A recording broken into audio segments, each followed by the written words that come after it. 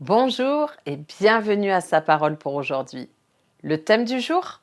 Persévérer dans la foi. Mes yeux se sont usés à sonder tes promesses. Je me demande, quand viendras-tu me consoler? Je suis semblable à une outre enfumée.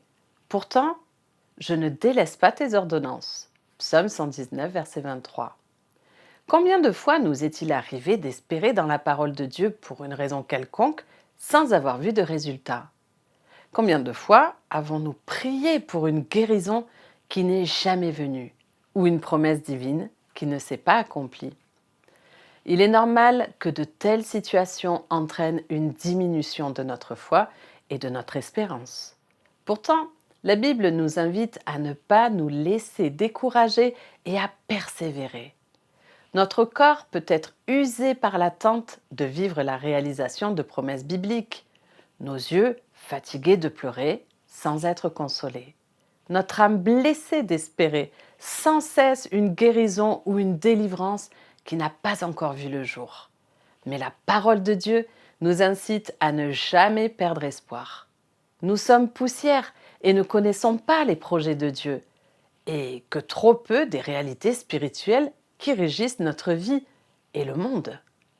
Oswald Chambers illustre cette vérité en comparant la vie du croyant à un arc entre les mains de Dieu.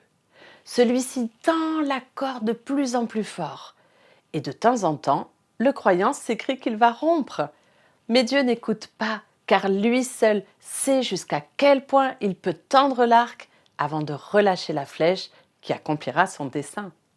Sans que la corde ne casse, faites-lui confiance et persévérez, comme Job, malgré les souffrances et difficultés qu'il dut endurer.